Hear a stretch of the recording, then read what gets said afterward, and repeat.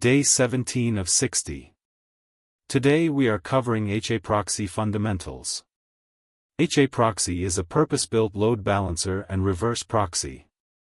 It handles millions of connections per second and it is the load balancing layer behind a lot of the internet. If you are doing SRE work, you will run into it. Let us start with architecture. HAProxy configs have three main sections: frontend, backend, and listen. A frontend binds to a port and accepts incoming connections. A backend defines a pool of servers that handle those connections. The listen section is a shortcut that combines both. In production, you typically use separate frontends and backends because you want multiple frontends routing to shared backend pools. Your frontend binds port 443 with SSL, applies ACL rules, and forwards to the right backend. Each backend server line gets health check parameters: inter for check interval, fall for consecutive failures before marking down, rise for consecutive successes to come back up.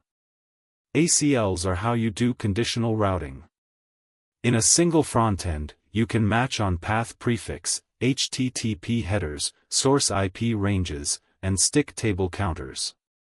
Then you use use_backend directives to send matching requests to different server pools.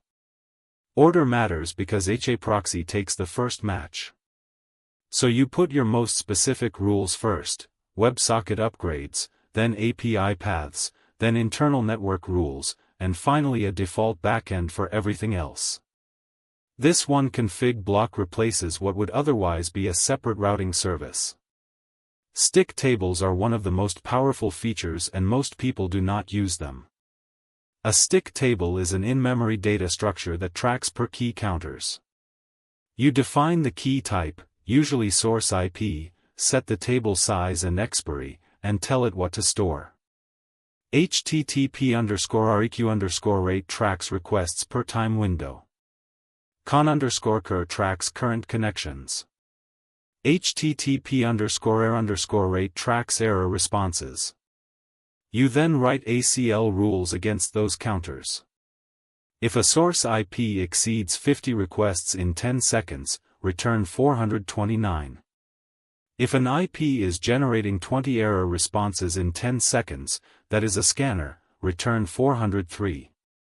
This is native rate limiting with zero external dependencies. No Redis. No sidecar. Just HAProxy. The Runtime Socket API is what makes HAProxy operationally excellent. You define a stats socket in the global section. Then you use socat to send commands. Set server backend/app1 state drain pulls a server out of rotation gracefully. Existing connections finish, new ones go elsewhere. You deploy your code, then set server backend/app1 state ready brings it back. You can also change server weights for canary deploys. Set one server to weight 10 while others are at 100, and you get roughly 10% canary traffic. All without touching the config file or triggering a reload. For full automation, the Dataplane API gives you HTTP endpoints with transactional support. Batch multiple changes, commit them atomically, and HAProxy reloads cleanly. SSL termination in HAProxy is straightforward, but the production config needs attention. Point the CRT directive at a directory and HAProxy loads all PEM files, matching SNI automatically. Set SSL-minver to TLS v1.2, disable TLS tickets, and configure your cipher suites in the global section. Add HSTS headers, X-content type options, and X-frame options in the frontend. For connection modes, HTTP keep alive is the default and gives the best throughput. HTTP server closes the backend connection after each response, which gives better load distribution at the cost of re-establishing connections. Use server close when your backends are inconsistent about handling keep alive or when you need even traffic distribution across a pool. Quick comparison with Nginx, since I get this question a lot. HAProxy is purpose-built for load balancing. Its health checks are more configurable, stick tables give you native rate limiting, and the Runtime API is unmatched for live traffic management. Nginx is a broader tool: web server, reverse proxy, Lua scripting, static file serving.